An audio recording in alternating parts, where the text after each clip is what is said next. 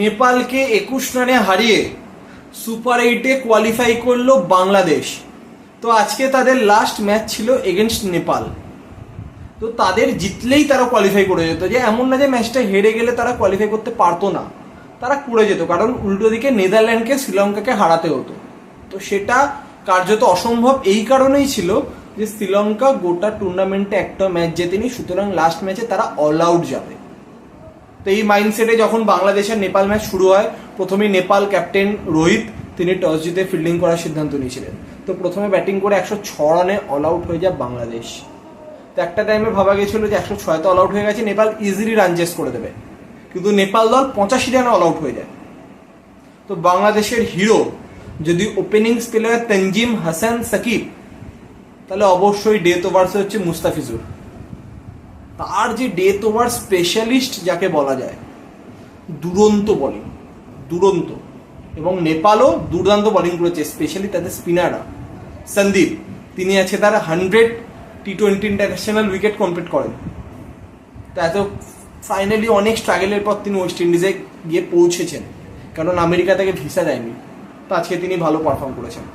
আমরা যদি দেখি বাংলাদেশের টপ স্কোরার সাকিব আল হাসান 17 করেছে, মোহাম্মদুল্লাহ 13, আর লাস্টে তাসকিন তিনি 12 করেছেন। এছাড়া সেরকম কেউ ব্যাটসম্যান দাঁড়াতে পারেনি।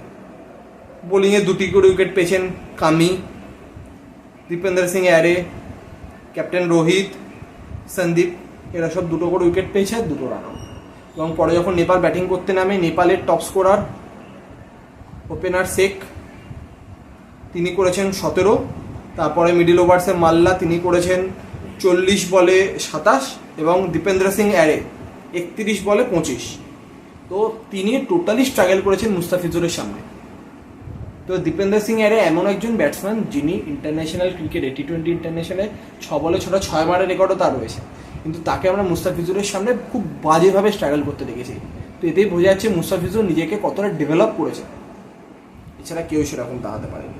এবং বোলিংয়ে তঞ্জিম তিনি 4টি উইকেট নেন, 3 উইকেট নেন মুস্তাফিজুর, 1টি উইকেট নেন তাসকিন, এবং 2টি উইকেট নেন সাকিব আল হাসান। তো দুরন্ত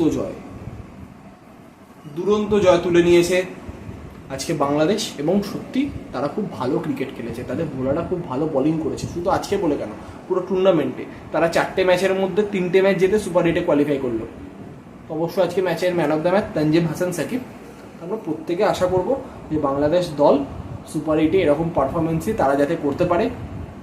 এবং উল্টো দিকে নেপাল দল, তারা আজকেও ফাইট করেছিল, তারা পারেনি। তারা সাউথ আফ্রিকা ম্যাচেও ফাইট করেছিল, কিন্তু শেষ অবধি নার্ভকে কন্ট্রোল রেখে ম্যাচ ফিনিশ করতে পারেনি। কিন্তু তাদের টুর্নামেন্টে তারা একটাও জিততে পারেনি। একটা ম্যাচ বৃষ্টির কারণে ভেস্তে যাওয়াতে 1 পয়েন্ট পেয়েছে।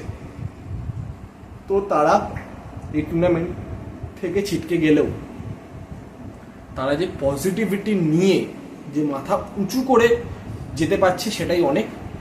তো এখান থেকে নিজেদের ভুল ত্রুটি শুধরে তারা অতি অবশ্যই আগামী আইসিসি টুর্নামেন্টে ভালো পারফর্ম করবে, সেই বিষয়ে আমরা প্রত্যেকে আশাবাদী। এবং আমরা সকলে কামনা করব যাতে নেপাল আগামী আইসিসি টুর্নামেন্টে এসে 2026 টি-20 ওয়ার্ল্ড কাপে পার্টিসিপেট করে যেন খুব ভালো ক্রিকেট খেলে।